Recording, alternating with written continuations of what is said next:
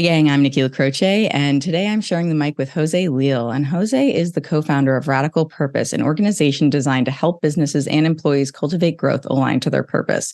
This is something that I'm personally very passionate about, something that I was able to become familiar with in my tech career. And so it's awesome to be sharing the mic with you, Jose, and learning more about you, how you got to this point with Radical Purpose. Welcome to the show. Thank you so much. You said that so well. I need to record that and use it myself. I'll copy and paste it over to you. I always find it hard to describe myself, much less the work we do. Oh, I totally understand that. I think one of the hardest things that I've learned as a podcaster who's also trying to do more guest spots is, what do I say about myself? I think it's hard for a lot of people to praise yourselves and also to come up with a succinct version of what it is that you want to say about yourself without being like, here's my entire life story. Exactly. So I was just going to tell you my entire life Please, story. By all means. I mean, that is what this show is for. But, you know, I do think it's a great segue, though, because when we first spoke, something that really intrigued me about your story was just beyond our professional lives. There was just sort of a lot of alignment across the board. But in terms of who you are and how you've gotten to where you are in your life, you were similar to myself. Like, you had spent a decent amount of time in the tech space and you had done quite well for yourself there. But ultimately, that wasn't where you felt drawn to with your purpose. So could you share a little bit about how you navigated that experience? Well, if you don't mind, I just want to sort of lay the groundwork a little bit. Please, by all means. First of all, I'm an immigrant, right? So I'm an immigrant twice over. I immigrated from Portugal at 8 to the United States and grew up here, and then moved to Toronto, lived there for 25 years. So I was an immigrant again. And really, most of my career was in Toronto. And it was this entrepreneurship spirit that I had from, 16 years old, my first business, to having an opportunity to run an organization in Toronto that was based on the architectural background that I had, working for architects, dealing with custom residential homes and so forth here in the Bay Area. May I ask a question real quick? Sure. You mentioned being an entrepreneur at the age of 16. What were you doing then? Anything in particular that is worth mentioning? Well, so I wanted to be an architect so bad that I had taken every course that I could. Back then, it was still, you would do mail order. Okay. And bringing it back. just to give you a sense of my age, there was no internet back then. And so you would literally send your exams out and mail them, and then they would correct them, and then they would send you your results, and then the next thing. Anyway, so I did that when I was like 14 years old. Oh, wow. And so it was called the correspondence course. And at the same time, I was taking and practicing as much as I could architectural drafting. And so what I did at 16 was I reached out I set up a shingle at the age of 16 and said, I can do architectural drawings for architects and engineers. So I started calling these local architects and engineers and saying, I can do your details. Details are the small portions of the building that they tend to hate doing because they're not interesting. Grunt work. And so I got a bunch of clients. Wow. I started doing drawings for architects and engineers and wound up working for some of them in the evenings, working actually in their offices as well, not just doing the remote work that I was doing. That's really cool. I think, just to interject there, I think it's really fascinating. Thank you for sharing that. And I'm glad that I asked, because I feel like that probably will transcend throughout this conversation, the fact that you followed this passion that you had, recognizing that this was something that was interesting and important to you, and to do something like that, particularly that level of interest with that level of investment, like emotional investment and intention at such a young age, is really, really inspirational. I think a lot of people probably aren't doing that. I mean, I certainly wasn't. I was like scooping ice cream or something. Yeah. And at age 9, I sort of said to my parents, I want to be an architect. And the truth is, I'm not sure I understood fully what an architect was at age 9. Yeah. No, and that's fair. and they sure as heck didn't, based on their background, but they encouraged me. So my dad built my first drawing board, That's awesome. for and T-square. Like I said, I want one of these, and they were like, we couldn't afford it. So he's like, but I can build you one. Yeah. And he then gave me his shed to have as my own workroom, drafting space. I mean, it was pretty cool. So That's great to have that support too. Yeah, exactly. And so that's what it was. It was this reciprocal relationship between my parents and I that gave me that freedom and that strength to be able to do those things. And so, at 16, I did that. And then I worked for an architectural firm. They were designing some software. And it became apparent that I kind of figured out how to use this, and I took onto it pretty well. So I was offered the rights to the license for that software in Canada. Oh, wow. And that's what started my consulting firm at a really young age. My clients didn't know I was that young, but I was 21 years old, and I was doing consulting to architects and engineers about not online, pardon me, but digital drafting. Right. Oh, that's so cool.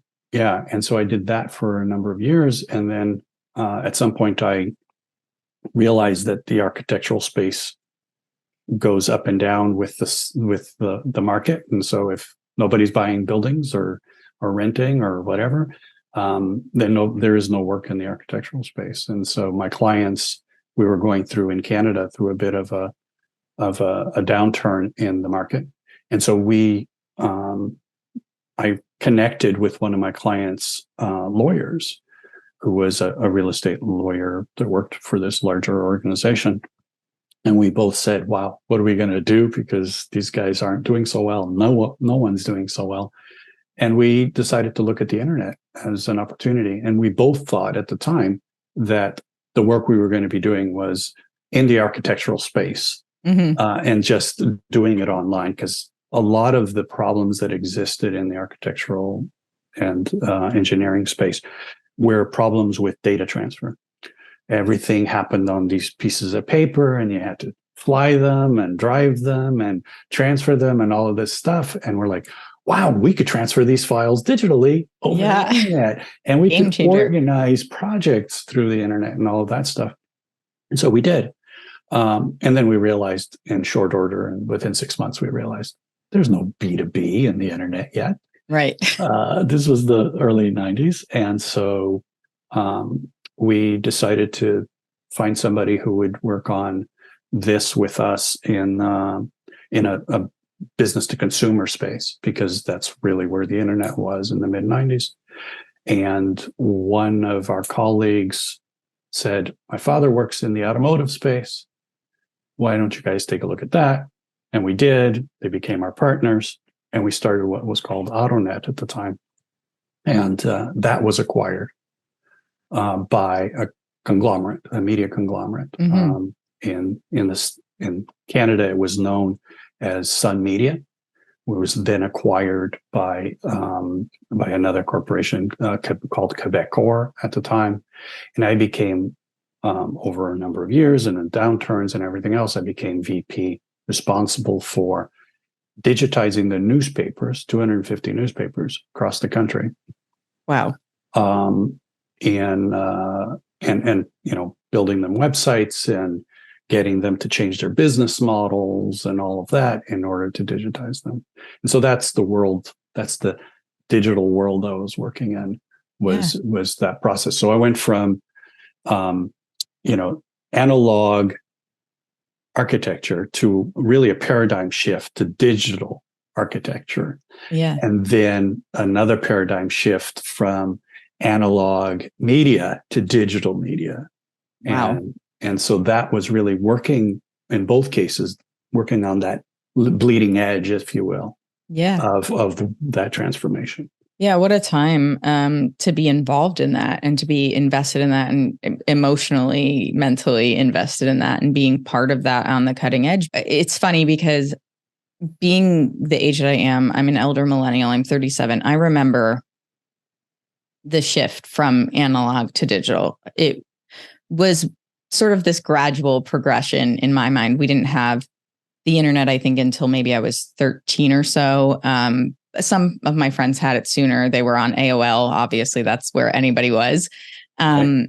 And I think a lot about what you're saying and how the little details that I was able to sort of just elude, I guess, as being the age that I am, where thinking about transferring the information for these builds, and that you have such a higher margin for error if you're relying on manual intervention at so many points, and understanding how important, just through my own career in tech, optimization through software, as you're seeing it more with AI now. But it's like, those are things that I can completely just never have thought of in my life. Then I think about younger generations, and it's like, that must be next to unfathomable to them, right? It really is such a, it feels like such a short amount of time to have so much drastic change when I look back on it, because it feels like once we got kind of pushed into that tech bubble and everything went online, that it really just sort of was like, there's no stopping it. And right. The position that you were in, being acquired and then taking on this more significant role, and as you said, sort of having these paradigm shifts in that process. When we originally spoke, I believe that you mentioned that also came with its challenges, particularly around like where you were needing to, what the different types of responsibilities you had in your role, in particular, like as a manager or an authority figure in the business, and needing to, I think you said, kind of make cuts, whether you had to do layoffs and things like that. Mm-hmm. And that was if I recall correctly, that was a turning point for you in recognizing that wasn't really filling your cup anymore. Yeah. And it was that, it compounded by the fact that I had never really worked in a corporation, nor that I was cut out to be in a corporation. I can understand that on a visceral level. And so for me, I never went to college, right? Because I was doing all those other things. Well, I was going to ask if you had a formal university education or anything. No. And so for me, the opportunities kept availing themselves, and I kept saying yes, in part because it was like, why are they asking me? Like, there's 10 other guys that are much more qualified than me from the traditional perspective. Mm-hmm. What I realized was that passion that I had at 16 was still in me, and it was visible to other people. Mm-hmm. And so, when we met and we were talking about, well, we're going to have to clean out the house again and get rid of all the management, and whose head is still sticking up. And very often it was me. I mean, for 10 years, we did 6 rounds of cuts. And so hundreds of people were being laid off. We'd acquire somebody and then we'd lay off a bunch of them. Mm-hmm. We'd get new management. We'd lay them all off. And we, in that same cycle. And because the first few years I was in my own little division, which was acquired, for the first 2 or 3 years, that was sort of hidden away and safe. And we went through 2 or 3 rounds of management. And so then I became, the general manager of that division, and found myself doing the cuts, found myself going through the machination. And, the decision to leave years later was, round 6, when I was flying out to Edmonton, Alberta, and having to fly back into Toronto to get over to London, Ontario, to finish layoffs that day, because we needed to make announcements the following day. And I, whenever it was time to do this, it would be, a couple of weeks of torture, not sleeping, trying to figure out how this was all going to impact everybody.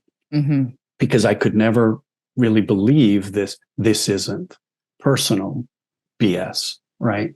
Yeah. Sure as hell is personal. If this isn't personal, what could be, right? If destroying somebody's livelihood, at least temporarily, isn't personal, then what is, right? I love that you just said that, because it's so true. It's so easy, I think, from an objective perspective, you're not in the throes of it, to be like, well, it's fine, right? They'll get another job or they'll figure it out, but you don't know every single person's circumstances. And even if you are at a company that is doing well and you know the salaries, like you still don't understand the impact that that has on an individual, whether it's financially or emotionally or just mentally for any other reason. Because I graduated in 2008 and it was the peak of the recession. I mean, I came into my career with a lack mindset. It was like anything you can get, take it, because you don't know if you'll have a job. And so your comment about sort of like, well, they're looking at me going, yes, you're qualified. And you're thinking, okay, I should take this. Right. And it's like, that's how I felt. That's how I progressed through my tech career. And I was like, if somebody wants me and they're going to pay me more and I can take on more responsibility and grow my career, then I'm just going to do it. And along that path, similar to you, you're starting to be like, but why am I doing this? Like, does this feel right to me? Exactly. Yeah. I that trip to Edmonton was the straw that broke the camel's back. I woke up that morning at the hotel just horrified with the idea that I was going to lay off, a couple of dozen people that I had never met in my life. Like they reported into somebody else that reported into somebody else that reported into me. Wow. And because we were going to be doing a whole bunch of division pieces cutting, I was the one that had the benefit of going out there and do this. So walking into that boardroom and have everybody being excited to meet me and say, oh, finally we get to meet you, and just being so, and then having to say that, I got on that plane back to Ontario and it was like, what the hell am I doing with this? Why am I pretending that this is okay? And it wasn't okay. It wasn't okay for me. It wasn't okay for them. And it wasn't okay for the organization, because we had actually set ourselves up and set them up for failure. It wasn't an accident. It wasn't a situation where we tried something and it failed, but what we tried, we knew was going to work, or we thought it was going to work. It was building things with the risk factor held by others, not by us.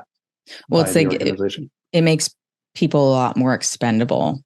And exactly. It's, to your point, it's sort of the collateral damage by design, knowing that this is just the way it's restructured or the direction that we're going now. And this is the casualty. And it's hard to make peace with that, I imagine, particularly to your point. I mean, never having met those people, having your first interaction with them, and then having to be the bearer of this news. It's like that, I imagine, not only causes conflict, as you said, for yourself, but also, do you feel like that outside of the professional realm, that also sort of made you question like elements of your own integrity? And not to say that you're not somebody with integrity, but I feel like if I were in that same position, it's like, I think I would just be having like a very moral crisis. Yes. And so I cried most of the flight back. That flight from Edmonton I couldn't stop crying. And it was what you just said, but it wasn't just that. It was that I couldn't be there, which historically I would be. I couldn't be there to explain. I couldn't be there to comfort them. The reason I was the one that was asked to do this was because at some point the CEO had said, "You're the best at doing this." And I couldn't get that out of my head, that I'm the best at doing this. I just did a really shitty version of this, and I don't want to be good at this. So can I ask a question about that? I imagine, based on what I know about you in our brief couple of conversations, that you were good at this because you're a compassionate human being who communicates well. Is that the takeaway that you had, where it's like you could deliver the news in a more graceful way? Because I imagine that you're good at it because of that, or you're good at it because you're real effing cutthroat. And I don't know that I can picture you being super cutthroat, but maybe in a previous life. No, it was because I cared. And for me, it wasn't because I was trying to care. It was because I couldn't imagine treating people without respect. It's and empathy. And so it was the, I would do things like, okay, I know this person's going to take it really hard. So a week or two before, I would like, hey, just so you know, things are going to happen, yeah, things are going to happen. Am I going to be impacted? Well, I can't tell you, but, and so people would be let down a little bit easier, and they would, they could prepare for it. They wouldn't have, these tremendous emotional moments when it was happening, which would then make them feel guilty and ashamed for their reactions and so forth. Yeah. Not to protect myself, but to protect them. Right. Yeah.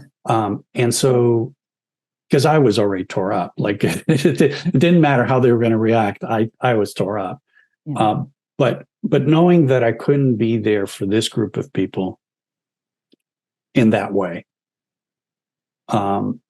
it just sort of like, that was it. That was the end of it for me. And so on that flight back, I went, that's it. I can't do this anymore. I don't care what they want to do. I don't care how they're going to do it. And I just essentially, I think the next day, pretty much, I reached out and said, hey guys, I want out of here, and let's start figuring out. So it was that quick. It was that quick. It took a year to make it happen, because I still had shares, part shares in the old company. Yeah. I knew that if they stayed there, I wasn't going to get a penny for them. And so I wound up having to sell that and all that stuff. But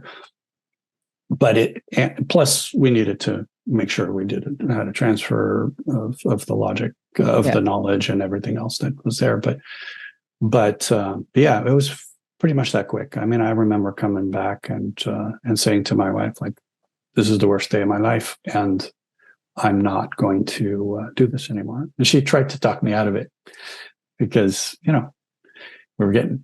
we were having a good life. That's what happens in corporations. Is I've come to believe that the reason people in management make big salaries is to make it so hard to leave when those days happen. I totally agree with you. And I don't, having worked in a variety of levels in tech, I think it's even graduated beyond management.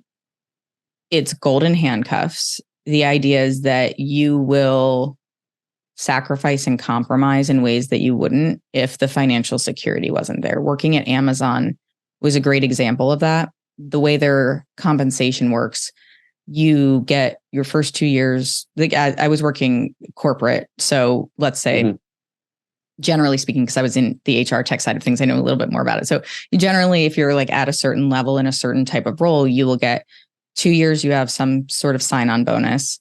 Then you have your base salary. And during the first 2 years, you get 5% of your stock vested. The first year, you get 5% of your stock vested, I think, and then 15% the second year, and then 20% the third year. And then the fourth year, it's like rapid fire. You now get the rest of your stock. Right. They're hedging their bets that you leave the end of year 2 or the end of year 4, guaranteed. The people who stay longer than that are more committed to any business than I ever could be for any amount of money. And I say this specifically related to the stock, because the thing that I think is important to note about Amazon is that, at least historically, what they've done is cap the salary at, like, I think at the time it was like $160,000 per year. Stock then makes up whatever the difference is to get you to whatever varying level you're at. And that might be different based on certain locations. Like I think Bay Area was a little bit higher, but generally speaking, that's what it is. And so I remember going in, I was miserable after my first year, and I was like, I'll leave all the stock on the table. Screw it. I don't care. I just can't keep doing this. And then I switched teams and it got a little better. And I was like, fine, I can make it till this mark, till this mark, till this mark. And then you get so close to the end, you're like, well, I may as well stay, because at this point, what difference does it make? But every time I had to negotiate that with myself, I lost a little part of my sanity and my soul. And it's like, I can't relate directly to what you experienced, but I understand that feeling of it's holding you hostage to something that doesn't align to who you are as a person. Exactly. And as soon as you feel the opportunity to release yourself from that, it is like, it can't happen fast enough. 100%. And that I've come, that's really what happened, was that I left and I couldn't figure out why this happened. And so I started to do some research into, well, how did I become that person? How did I become the person that could do that? How did I keep swallowing year after year after year and damaging who I was? And why did that happen? And that to me became sort of this thing where I couldn't let it go. Every time I'd start, I tried to do a couple other projects after that, startups, and I just couldn't get into it because I felt like, no, I'm just going to do the same thing until I know what happened. I'm just going to do the same thing again. And so I've spent 5 years, well, now 7 years, just working on this, trying to understand what is it that causes us, not just me back then, to continue to do these things, even though we know that we can't, that we shouldn't, that it's not the right thing. And then how do we understand ourselves? If there's something in me that doesn't want to do this thing, and that thing isn't good, what's that thing in me that needs to have a voice? What is it? What was it that I was hearing in my head saying, but you don't want to do this. This isn't the right thing. This doesn't feel right. What the hell are you doing? Mm-hmm. And then I used to blame myself for not being strong enough. Right? Why is it that my colleagues can do this and I can't? Why is it that they seem okay with this and I don't? Yeah. Well, I found out that they couldn't either. It's just that they were good at hiding it. Mm-hmm. So we're all good at hiding it. Yeah, that's a really powerful statement, Jose. And I think a lot of people are still very good at hiding it. Or we're two things. I think sometimes we're complacent and complicit, and we just allow ourselves to fall into the trap of this is the way that it is. So what am I supposed to do? And I think with that mentality, that's forget the financial or the security side of it. We convince ourselves that there is no other way a lot of the time. Right. And it's not, entrepreneurship is not for the faint of heart. I just ended my tech contract. I'm fully in the throes of it right now. And I'm having moments of panic here and there because I understand that the strain is there. But the thing is I've been broke as a joke and employed, and I felt more stressed than I do right now. And it was a function of that recognition within myself that you just spoke to, and that need to understand on a deeper level why I was so dissatisfied with the way my professional life was going, because that bleeds into your personal life. It doesn't just stay there. You don't compartmentalize that feeling of I'm not fulfilling my purpose. I don't feel connected to what I'm doing. That is something that, in my experience, permeates every other area of your life. And frankly, it's the catalyst for pulling you out of it. It has to be, because you're following that nudge that's just like, this isn't for you. But when you don't know what is for you, it's that much more daunting to take that leap and decide. And when you mentioned that you started doing research and you started trying to figure out, like, why though? What is it that I'm experiencing? Where did you start with that? Like, obviously you've come to this place of purpose, and I want to dive into that, but I imagine that was an evolution to get to that place. Oh yeah. Well, I just want to say something to what you just said, because you said, that my professional and my personal, this idea of a professional life is bullshit. It doesn't exist. It's a fallacy. We have lied to ourselves and to each other about a professional life. It's a way to frame our ability to become inhuman. Slow clap on that one. I love that. I think that is such a powerful statement, because it's how we all get into the grind and convinced that, like, you don't have to think about what you're doing, just do it. Exactly. And what I said earlier, about my colleagues would say it's not personal, it's just business. And in that very moment, I would feel like bullshit. It is absolutely personal. Everything is personal. There is no me that isn't personal. That's a huge statement, and you're totally right. Right. And we've built this imagery that separates those things. And so for me, you ask, where did I start? I started initially thinking, there's a spiritual way to look at this. There's a psychological way to look at this. And I dove, I became that 16-year-old kid that wanted to do all that research and learn about whatever it is that I was working on. And I then moved away, got divorced, and my father died, and my mom had a stroke and moved back to Portugal for a year. And I connected with the situation with my mom, because it was the first time that I was there, that intimate with her needs and everything, and things that I never thought I would have to do. But what I realized was I was happier there. As much as it was horrible, it felt good.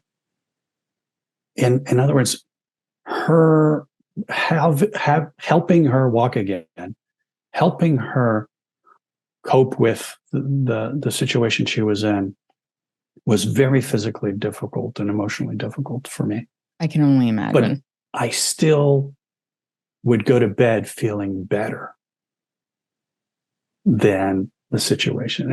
And that started me thinking, it's like, what is it that I'm doing now that I wasn't doing then?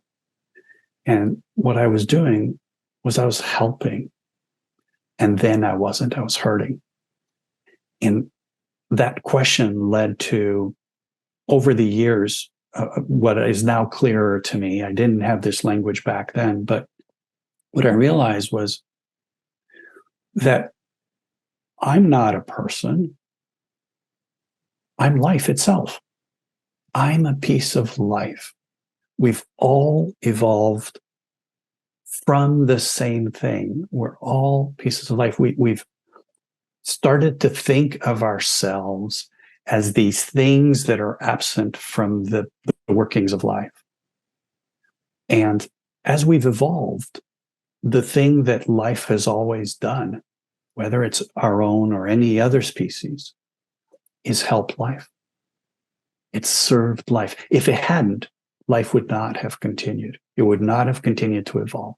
That the way that we as human beings succeed is through a set of functions, life functions, that are about homeostatic balance. Mm-hmm. And that we feel as feelings. So whenever there's something out of balance, we feel a negative feeling. And right. When there's something in balance, we feel a positive feeling. And that's our body. That's life itself, evolved to provide us with that feedback, that signal of what's in balance, what's out of balance.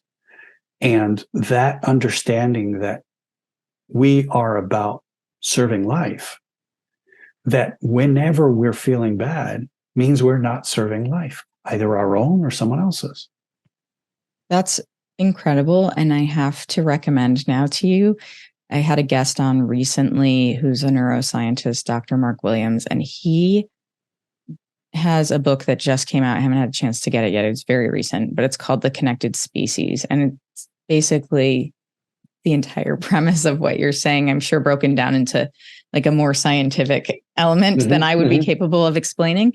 But the idea that we generate life through our service to our world, the people in it, and those surrounding us, and the organisms in it, really, right? And one of the things that he emphasized repeatedly, and I loved hearing, was how, as a species, like, we are collaborative. We need each other to help, to grow, to evolve, to become. We needed it to get where we are today. Exactly. And so, philosophically, there's obvious alignment in the way that I see the world and work and things like that you're sharing. But there's something I think to be said for the fact that there is an innate part of who we are as humans that wants us to fulfill that service to each other and to ourselves and to the community in which we're in. And when I think about the way that corporations operate, and it's not just big corporations. I mean, I've worked at startups that are cutthroat and nutty, and it's bad. And we strip away this sense of independence and choice and opportunity from people because we're just kind of trying to shove this square peg in a round hole and act like everybody fits here. And you can dress it up with all of the company culture claims that you want. But at the end of the day, what makes a company, in my experience, worthwhile is giving people the space to play to their strengths. And those strengths are not solely like what you are qualified to do from a business perspective, but the soft skills, as they call them, are arguably more important. I mean, my sister and I joke around that likability in the workplace is like the best thing for you to have. It's like not being a keener and trying to get everybody to like you, but being a likable person so that when you inevitably make a mistake or don't do something as well as you could have, or maybe you're just having a down day or something, people aren't spiteful of that, but maybe they're more willing to help and they're more empathetic and they're more understanding because they know that you would show up and do the same thing for them. And I think that's something that, because the way businesses operate, especially I think with the advent of the internet and how much more things are expected to happen quickly and aggressively and honestly, and I'm sure you know this just as well as anybody else, unreasonably so, where you start cutting corners and you forget the impact that it has on the people that are in the seats doing that job every single day. Right. Yes. And I would add that one of the things that's shocked me, so much so that I actually had a small bout of depression after doing this work for a few weeks, was these functions. There's a neuroscientist by the name of Antonio Damasio down in University of Southern California. He essentially says that this homeostatic functions, these balancing functions, they operate not consciously. They operate behind the scenes. So it's not that life wants us to behave a certain way. We are behaving a certain way. It's not an option, right? We don't get to choose whether we feel something. Right. We don't get to choose whether we will jump to save a child that's about to get run over. These aren't choices, right? I now have 2 stepdaughters, and I don't choose whether I feel like I miss them, right? One of them is going to come back and visit us from college in a week. I just can't wait, and I don't choose to feel that way, right? It's how my organism was built. All of our organisms are built slightly differently, but that's what operates in us, right? What we do choose is to understand from a what would normally be called a conscious mind. And really what I've learned is that our conscious mind is more of a narrative mind. And so I'm not even calling it a consciousness anymore, or conscious mind, but I'm calling it a narrative mind because what it does is it assembles stories. The research shows that we have this narrative ability to explain what happened inside. So when asked, there's this beautiful research about, we're going to show you something and you're going to click on it, but you've had your brain severed. Have you ever heard of this? Mm-mm. Where they split the brain because these are people who have epileptic seizures. Okay. And they're so debilitating that it spreads from one side of the brain to the other. And then it just happens too often and they're really debilitated. My sister, by the way, has, my middle sister has this, but hers is under control. But these are for people who the medication wouldn't be able to control. And so they would do this, especially in the 50s and 60s. What they realized is when they severed the brain, the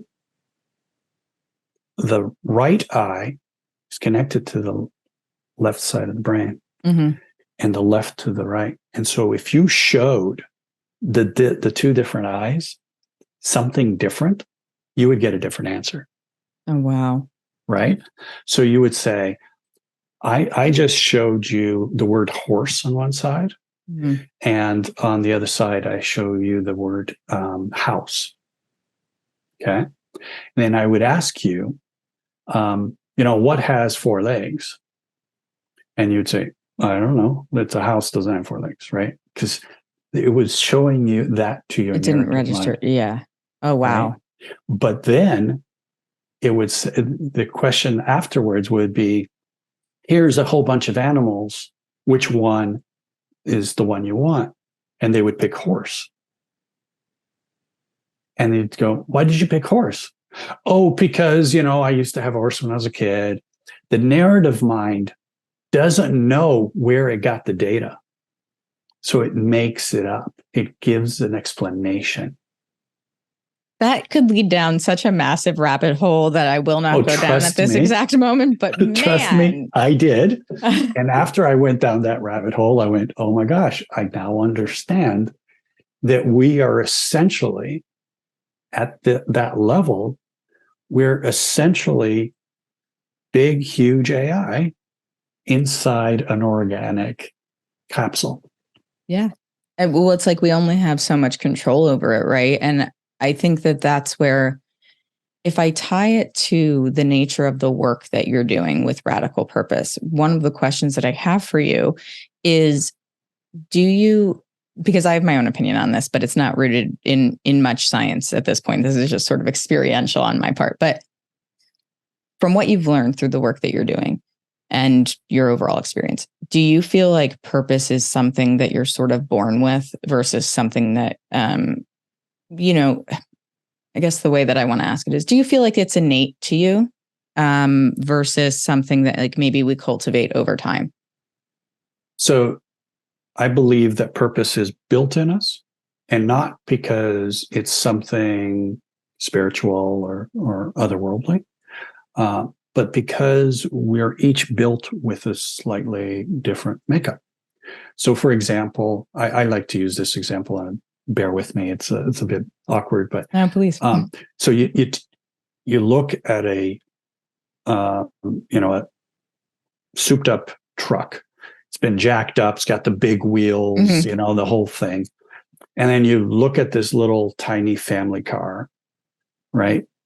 Just basic, good old family car. And you look at them and you go, well, that's obviously got a different purpose than that one does. Right. I mean, right? It just makes sense. It's got a different purpose. You say, well, was it born with a different purpose? Yeah, right. It was built differently. Yeah. And so we're all born differently. Some of us are more about belonging. Others are more about impact. Others are more about becoming. All of the things that cause us, these life functions that cause our behavior, they are made up differently. Just as I used to have a lot of hair. Just as I used to have hair and be a certain height and a certain build and all of that, our neurological makeup is just as diverse as our outward features. It didn't stop at the skin. Right. It didn't stop at the musculature or the bone structure. It's throughout us. And just as we're diverse physically, we're also diverse neurologically. That's where our purpose comes from. It's how we were built, both physically and neurologically. Like, I'm never going to play basketball. That's certainly not my purpose. Right. Right. And what I realized looking back personally after the research was my purpose was to be that person who cared for those people because I had that in me. And it wasn't because the other people chose not to. it was because those other people didn't have the same level of life functions that compelled them to do it. I felt compelled. I didn't think about it. I didn't sit there and go, oh, I should be a really nice guy and take care of these people. I mean, it was horrible because, in fact, what I was thinking was the opposite. I'm such a weakling for, worrying about these people for 2 weeks and not sleeping and being nervous as hell about everything and thinking, well, what a weakling, what a poor manager I am, what a blah, blah, blah. So I was beating myself for that thing that I had, which was a strength. Well, it's the narrative, right? Like that's the narrative you can tell yourself. That's the narrative. And if you understand that, you've just empowered yourself. That narrative, understanding yourself at a purpose level, allows you to change the narrative about who you are. 100%. 100%. I now, whenever I feel a little nervous about something, I go, oh, what is it that my organism doesn't know about what's about to happen? And I like that. Oh, okay. So what is it? And poof, it's gone. Yeah. Well, I think my nervousness. No, I was just going to say, my nervousness, it doesn't so much disappear. It knows that I'm looking at it. Mm-hmm. And when I look at it and give it voice in the narrative space, it goes, okay, you're looking at me. That's good. That's what I wanted. That's why I came. The reason I popped up, that sense of imbalance, was simply for you to pay attention that you need to do some work in that space. And that's, as long as you're doing work in that space, that the narrative side is now trying to figure out what's going on. It goes, gotcha. That's all I needed. Yeah.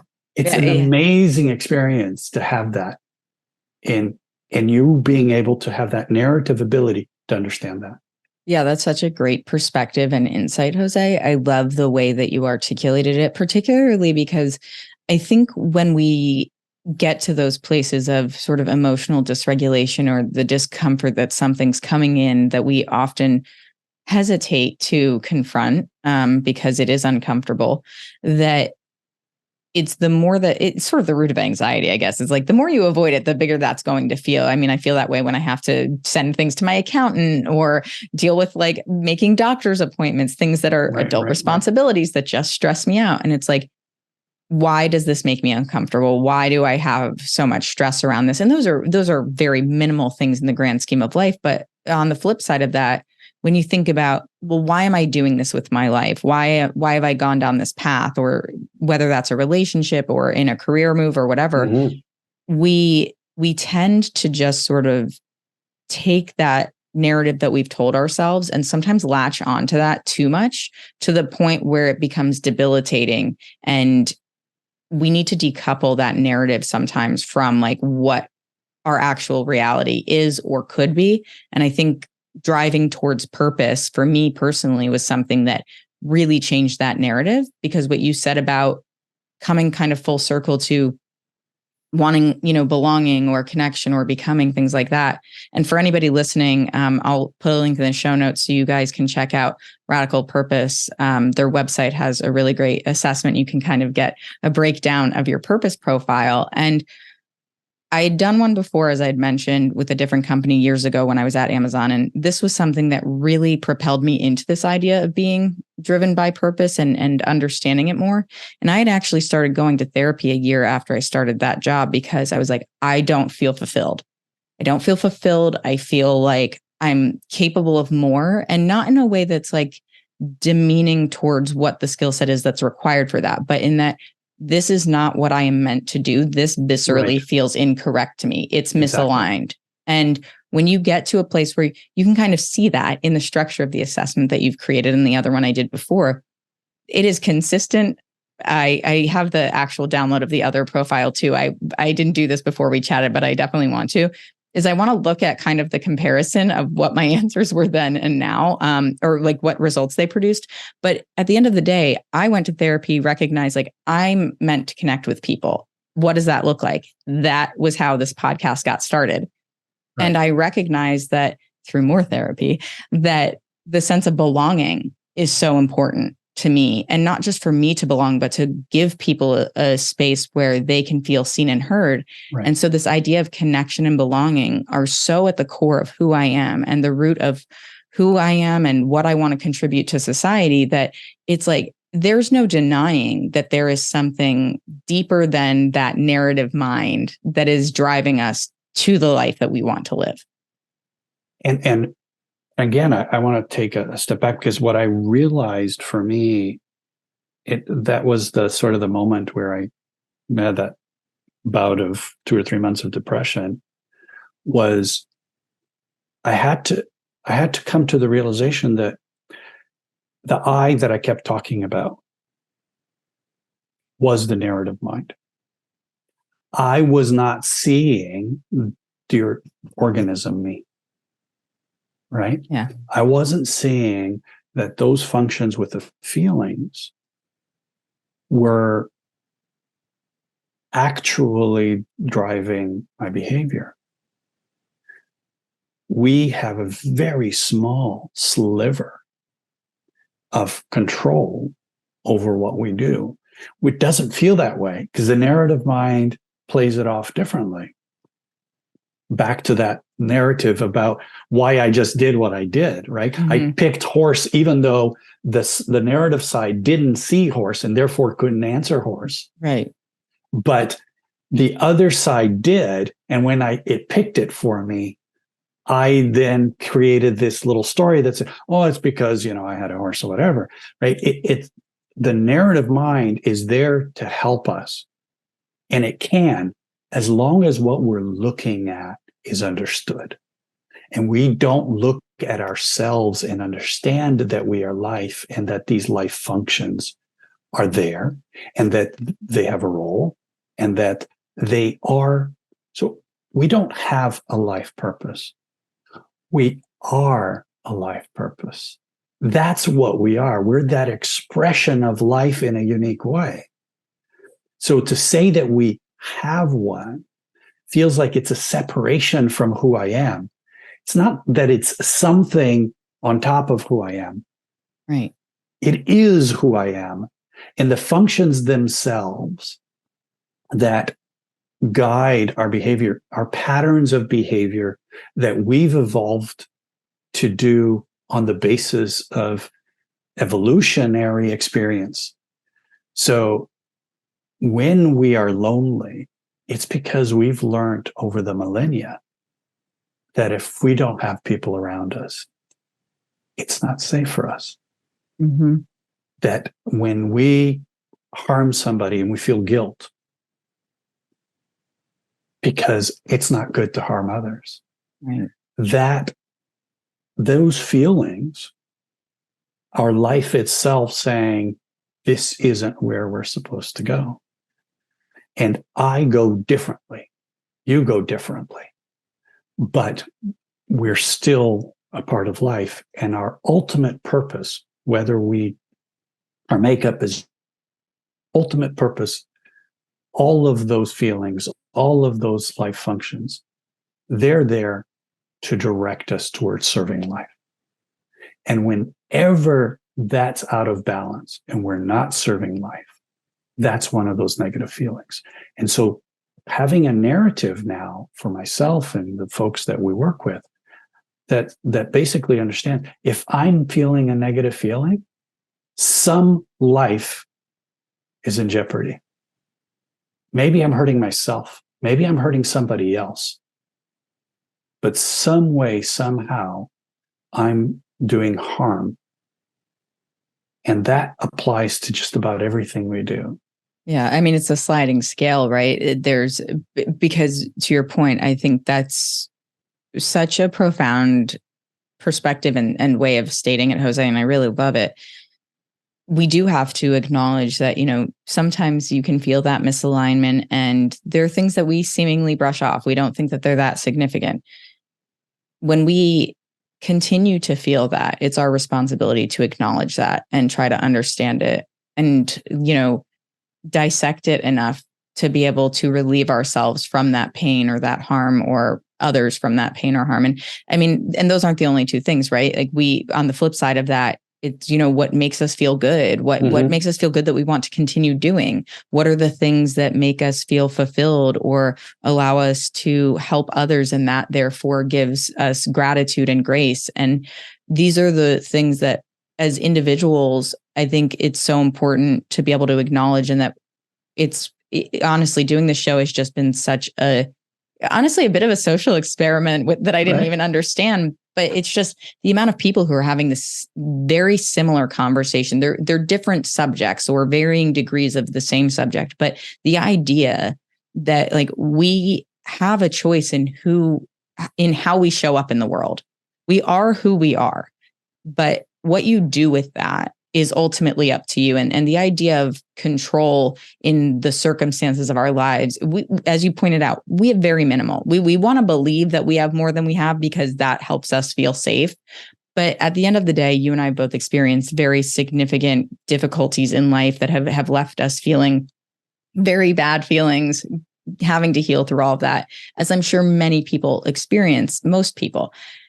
And if you didn't look inward, though, if you didn't ask yourself the hard questions, if you didn't say why, though, or what can I do differently to show up in a way that makes me feel better, makes me feel more aligned, then you and I and anybody else who exists in that state of either trauma or pain or whatever it might be, it's like those are the people who get stuck. Like you have to continue to live, to evolve, to grow, and to hold space for yourself and for others during those times so that you can get out of that narrative space and into what that actually feels like to live and be present. Absolutely. And we've been taught about the external world, right? Periodic table, right? I mentioned that, and you have a picture in your head. You know exactly what the periodic table looks like, right? And you remember a bunch of those elements in there, right? And CO2, what's that? What's carbon, what's oxygen, what's hydrogen? We know that. We've all been taught that.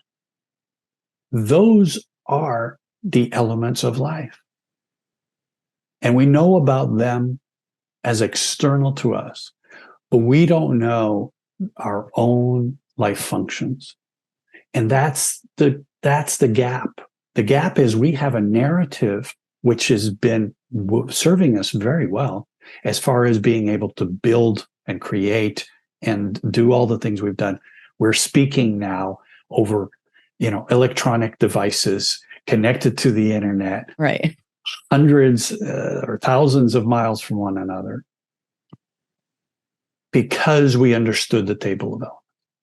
Right. But we don't understand our table of elements, our own life functions and how they work and what they do. We know that if we look at an element, that it will give us a certain signal. And that signal is what we use to create these periodic tables, say weight or how reactive they are and so forth. But we don't know how to look at that inside us. So part of the work we're doing is not only to say, yes, we have a purpose, but look at what that purpose is, understand that purpose for yourself and those periodic elements of what that purpose is made up of. Yeah. Because it is your makeup of those different purposes, elements of purpose, the life functions, that really you can build your own narrative around. This isn't about imposing anything on anybody. This is about discovering for yourself in your own narrative around what it is why do you feel this way? Who are you? And being able to have that language to explain to yourself and to others, to your partners. Now, my partner and I, we go, oh, yeah, my sense of belonging is a little, and she'll use that term and I'll do it. And we now have an understanding of what it is that we're both feeling at a greater degree. We're certainly not perfect by any stretch of the imagination, but I think if we learn it at a younger age, if we learn it and use it as part of our social interactions, and that's why we wrote the book, Radical Companies. It's the idea that we can also build organizations from the radical self, from who we are, radical meaning root, We are the root of organizations. We flipped the coin. We've made it so that the organization is all power. The people are the subservient to it. What we really need to do is have the organization be subservient to the people. And that requires that we understand ourselves. Because if we don't, then we can't organize in this new way.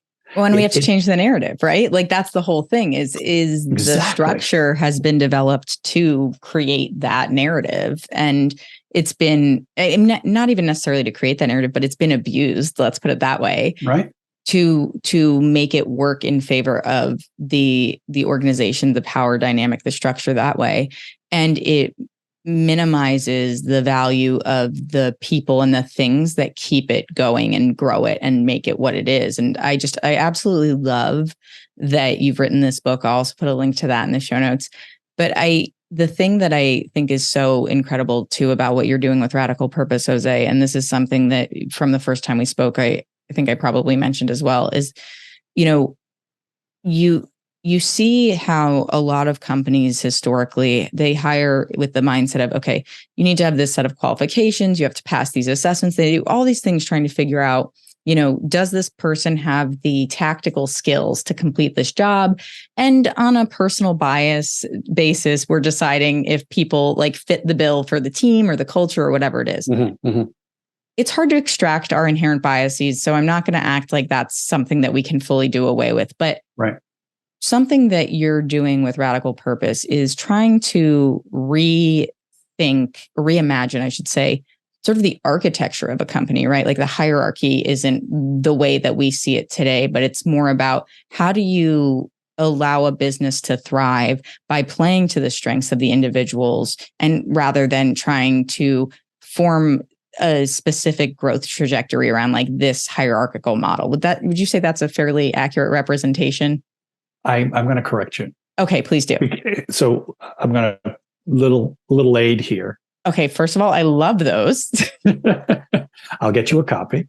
But basically, what happens is everything you've just said about how that narrative evolves is true. And that narrative is this gray set of lenses. And once that narrative gets embedded in us, that's what we see. We see the narrative. We see through the narrative, mm-hmm. right? And then we flip these up, and what we see is outside of the narrative, back to those life functions. And so what you've just said about the fact that we want the organization to succeed, that's actually still this lens, because we still think that an organization is a thing that needs to succeed. Mm-hmm. What we want is life and us to succeed. It is a vehicle for us to work together, not the thing that is all important. Why does the organization need to succeed? What is it?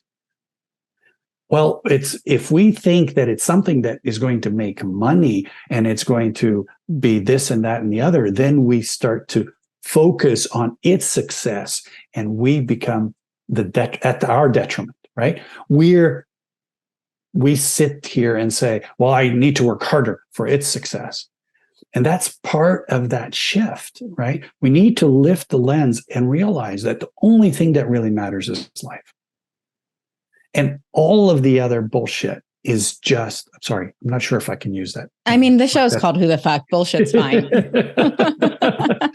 But it really gets to me, because this narrative that we have built is all about the success of the organization and the profits and our ability to grow our national output and all of this other stuff, when in reality, all of those things are actually harming life. And it's also, honestly, so much of it is a house of cards anyway. It's perceived value. It's not even legitimized. Right. And so when we talk about this, what we say is an organization with this lens is something we serve. An organization with this lens is something that serves us. So what is it that we want to impact? Who do we want to impact? What's the thing we want to do? It changes the narrative sufficiently. this can't work in current organizations. It's not like we're going to go into a current organization and say, oh, how'd you like to be a radical company? Because it literally requires that we blow up that organization to be able to do it. But what we see is that there's a potential. Just as 100 years ago, we went from horse and buggy, literally 1905, there were 8,000 cars in America. By 1925, there were 18 million cars in America. Wow. So that meant we not only had to build all these cars, we had to get all that ore, we had to get all that rubber, we had to build streets because we didn't have any streets. Right. Right. We had get gas stations all over this country because there were no gas stations. That means we had to drill for more oil because we didn't have enough. All of that happened in 20 years. There's a potential for us to rebuild what we call an organization in a short period of time. If what we do is, instead of going out and digging for more oil and digging for more ore and digging for more of all the stuff that we've done over the last century, we dig in here. We dig in here, we'll find all we need to find to be able to create an organization. We can't do it by abolishing what we had and not replacing it with some other knowledge. Yeah. Right? We need a new narrative, and that new narrative is one of, I understand who I am, and I understand that you are like me, in a sense that we both are trying to serve life, and that when we are not in balance, it's not because we're assholes, not because we're mean to, we want to be mean to each other, but because something's out of balance. So let's figure out what that is. That conversation, that narrative, is one that, when had well, leads to organizing, not the organization, but organizing. Because once we make it a noun, then we're feeding that thing. Yeah, you're sort of at the mercy of it. Right. Right. Yeah. That's so insightful. So for us, it's understanding that we want to help people see that their narrative, that lens that it's been instilled on us, right? We had to go to school to get that little gold star, to start to have the little narrative in our heads that was like, I need to behave so I can get my little gold star. Yeah. Right? I need to be nice so that I can not get, told to go to the principal. I need to, and all of those things, from elementary school through university, through work, it's all been the same thing. Yeah, they're all just variations of really the same sort of system. And I love that you point that out, Jose. And it's honestly, I feel like your next book should be Radical Government. It's like, because I guess really the rules probably apply across the board, right? It's I think about this a lot because of how much corporations are in just control of things as they are now. And the thing that I really admire, and I know we have to wrap here, but is your ability to see that, to recognize that, to share that, and to want to offer that as perspective for people. Because the thing that, as you said, you're not going to go in, you're not going to blow up an Amazon and have them all of a sudden recognize, like, this is how it should work, right? It's not, it doesn't happen like that. But do you see this as an opportunity where, like, you're working with newly founded companies to help them go from sort of where they're starting at the origin into this this new form of business, this more, human-driven form of business? Is that sort of the core of where you're operating with Radical Purpose right now? Exactly. Trying to figure out, how do we explain and work with individuals to change that narrative? Because if the language doesn't change, if the narrative doesn't change, we can't change the physical aspect. Yeah. Because it's the story itself that's binding us to the system. Mm-hmm. Right? It's not just the system that exists. Yeah. There is the interplay. There's this cycle of the system is what it is. It's our willingness to perpetuate it. And I believe in the system. And so therefore we're there. So we have to both be able to disassemble that narrative, replace it with a narrative that is about life itself, and then build new ways of organizing that are, one, they're human, right? Two, Yes. they're distributed, right? We don't need centralization. Right. Now we're both educated enough and we have the technology at a local level, at an individual level, that will allow us to organize without having to go up to somebody else in order to organize ourselves. Right. The system of organization that we have today was built 100 years ago when most people who were working in a factory and had just left the field. They had no education. So you needed that structure. Unfortunately, we perpetuated that same narrative, even though 80% of us are way educated, much more, and more capable, by the way, to your point. Like, how much more could we do? Oh my gosh, I could go off for hours on this, but how much more could we do if people were given the freedom, to your point, to actually operate with the level of capability and purpose that we have, right, versus being confined to the way that this is done here? Because people don't want to hear your ideas. They want you to just do what you're supposed to do. Exactly. So imagine, and I know we got to go, but I'm fine with letting it go if you've got the time. I really am. This is a great conversation. So imagine that you're a young person leaving university today. It would have been great if you had this narrative early on in your life, but you don't. Mm-hmm. But at least you've got this narrative now.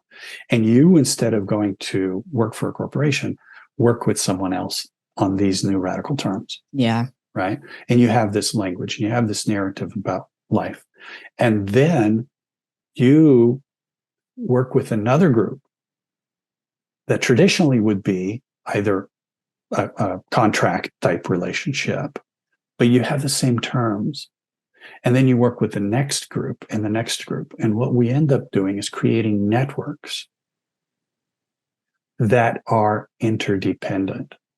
Yeah. In other words, today, if you have a client, you work for them. If they're no longer your client, you don't care because it's not advantageous. The narrative says they're not your client. Screw them. Go help somebody else who is your client.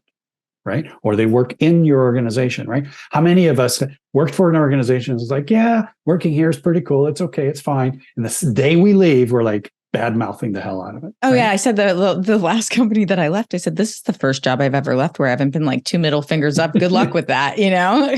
Right. And that's the thing, is that narrative only supports us so that we can stay sane within that context. Mm-hmm. What we need to do is be able to stay sane all the time. Mm-hmm. And to do that, we need to have relationships that are ongoing and relationships that are beneficial. And so building a network, and I know I'm kind of drawing on this a little bit too far here because it really requires a longer conversation to describe this. I'm open to having another one though. Let's be clear. If you want to have it, I will do this all day long. So the idea is just to leave you with this. It's not only is it about understanding that we have those lenses and that we need to flip those lenses out of the way and have a new narrative about ourselves, but it is also to realize that we can't hold that new narrative by ourselves. Yeah. We need to have others in our lives, and work is the thing that we do the most. So if we can start there, then that can carry through to our households, to our neighborhoods, to our community governments, to our regional governments, our state governments, our federal government. It needs to start at the bottom rather than impose things from the top. And so if we can have these conversations and realize that when we start to organize and that we can build an organization that is made up of people with the right narrative, then that can spread like wildfire because we are there to help the next one and the next one and the next one. It's not about competing with each other. That's the point I'm trying to make. I love it. Right. And so if it's a network of reciprocity, almost couldn't say the word, then it's to my advantage to help you because you're going to help me. Right. But not with but not with the mindset of, I'll do this so you do that. It's more, to your point, it's about the service and the fulfillment of like that part of who we are as human beings. Exactly. And that level of creation, I think, ends up creating a society that is both more about life than about money, and can actually provide us with the same level, if not better, level of standard of living. I mean, definitely better. Definitely better. We can have both, is my point, right? It's not, a lot of the people that are talking about how does this world collapse, which is we're in the midst of. How does this world collapse and not have us go into feudalism again, right? Some nightmarish hellhole. It can. I think we can do it if we as individuals decide to do it for ourselves and for each other, and not expect that the systems will actually save us. Oh my gosh. I could not agree with you more. That is a great way to wrap the episode. Jose, you are so insightful, knowledgeable, and just honestly, because this is an issue and conversation that is just so near and dear to me on a personal level, throughout my career and into where I am now with the podcast, and feeling like I'm really fulfilling that part of my purpose, is just, it's such an honor to be able to share the mic with you and to feel so enlightened coming out of this conversation. Like, this is not a topic that I'm unfamiliar with. It's something that I've also done a fair amount of digging into on my own journey. But I walk away from this conversation feeling so hopeful, because with people like yourself doing what you're doing, and the team that you have at Radical Purpose, and the information that you're sharing, more than anything, the information that you're sharing, because if people don't hear it and they don't know it, they're not looking for it on their own. Like, please go to radicalpurpose.org, check out the work that Jose is doing with his team. If you have a small business that's growing, reach out to them, see if you guys can collaborate. Definitely take the purpose profile. I love seeing the results. It feels like it's accurate. It hits close to home. Like, you get a sense of, yes, I see myself through the lens of this. But more than anything, Jose, just thank you for doing what you're doing to help us evolve and to help us change the narrative, because it's really just so admirable. And like I said, to reiterate, it gives me hope. And I feel like right now, a lot of us really need that. Well, thank you for spreading the word, and thank you for the kind words. I would say one of the things that I'm come to the realization is it takes living a life to get to a point where some of this stuff makes sense. But it's not people my age and older that are going to make this difference. It's young people like yourself and younger. Well, it's nice for calling me young too. I like that. But the truth is that, most of my generation will not come to the realization of this new. I think that's one of the harder parts, being in the position that I'm in, because I feel like the younger generation is on it and I'm not part of that. Like, I feel like I'm that middle generation that was sort of like, it seems like things are fine. And then it's like, well, shit's not fine. This is not good. We have surpassed what we should have. This is not okay. And now we're trying to make the changes, but it's really, to your point, it's the younger generations who are like, we are growing up with this, recognizing the changes happening now. And right. So it is, I think, our duty as those younger generations to not just try to share that knowledge and express these important points to people within those age brackets, but to also raise that upward to our parents and the people in our lives who need to hear it, even if it's uncomfortable. But, I go back to the car thing, right? Most older people didn't buy a car. It was the younger people that did. It was the new families that did. So I think the work that you're doing, the generation that you are a part of, and the younger generations, that's where our future lies, right? The narratives are really well established in most people my age. Very true. Right? And changing those narratives is very, very difficult. I had to go through what I went through to get to that point. And that was a choice, by the way. You made that decision for yourself. It wasn't like somebody sold you on making that decision. You felt that and you pursued it. And I think that's important to acknowledge, because a lot of people are just like, well, it is what it is. Right. Right. And I think the beauty of the work that you're doing with this kind of conversation is part of what we need to do as a society is have these conversations at a younger and younger and younger level and help one another pass it down. Because if a 5-year-old could understand about radical purpose, could have that narrative, their world has changed. And so it's ours. I just got goosebumps. I love that so much, Jose. And I have a 5-year-old niece and a 3-year-old nephew. So the thought running through my head is, how can I make this palatable for a 5-year-old and a 3-year-old, right? It's like, that's such a really important point to make. And I appreciate you saying that, because I do think sometimes I get hung up on trying to convince my dad of things that he's probably not going to be convinced about. And like, Right. I speak to him in the way where it's like, well, think about what this means for your grandkids, for my niece and nephew. And it is so much about raising them into that so that they understand that that's the lens through which they can look, and that their potential doesn't need to be constrained. Absolutely. And guess what?